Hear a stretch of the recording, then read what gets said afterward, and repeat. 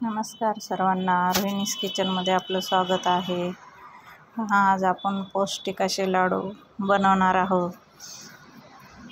आज मी माझ्या मुलीसाठी हे लाडू बनवत आहे. ते हॉस्टेलला असते, त्याच्यामुळं तिला खूप भूक लागते, त्याच्यामुळं मी हे तिला बनवून देणार आहे. हे कोकोनट पावडर आहे आणि खोबरं खिसून घेतलेलं आहे आणि ते दोन्ही छानपैकी आपल्याला असं भाजायचं आहे. एकदम छान असं खरपूस थोडंसं भाजून घ्यायचं मंद आचेवर. नंतर हा डिंक आपण थोडासा तळून घ्यायचा आहे तुपामध्ये. डिंक छान असा फुलला पाहिजे. हा असा डिंक आपल्याला असा तळून घ्यायचा.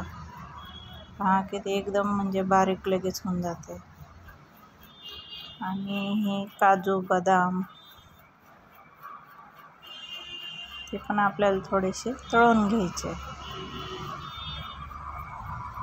थोडेसे मी बारीक करून ठेवले होते, पण असे छानपैकी असे तळले का नंतर मग आपल्याला ते पण काढून घ्यायचे. अगोदर बदाम टाकले होते, नंतर काजू टाकले आणि छान असे तळले का काढून घेतले. आणि इथे मी खारीकची पावडर घेतलेली आहे. खारीक पावडर मग लाडू पण छान होता आणि खायला पण एकदम भारी लागतं. इतकी कडक खारीक मिक्सरमध्ये काढण्यापेक्षा आपण खारीक पावडर वापरू शकतो. ती पण छान अशी भाजून घ्यायची मस्त. हा त्याचा कलर पण चेंज झालेला आहे. अशी छान अशी भाजली का खायला पण एकदम सुंदर लागते. आपल्याला गूळ आहे ना खिसून घ्यायचा आहे.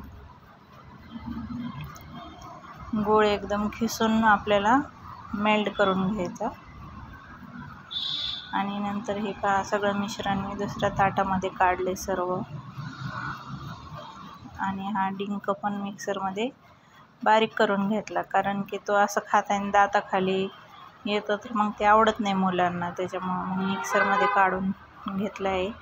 बारीक करून टाकले ना आपला गूळ पण मेल्ट झालेला आहे चांगला.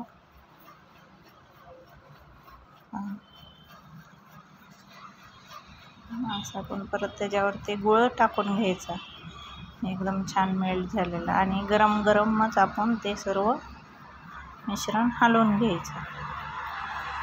मिश्रण हलवून घेऊन नंतर आपल्याला आहे ना गरमच असतानाच एकदम चांगलं एकदम एकजीव करून घ्यायचं.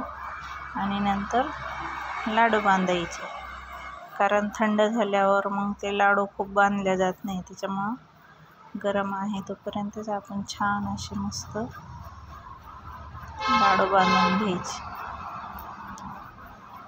खूप छान असे हे पोळते खूप हाताला, त्याच्यामुळं गरम गरम हे असे आपण लाडू बनवून घ्यायचे. व्हिडिओ आवडल्यास लाईक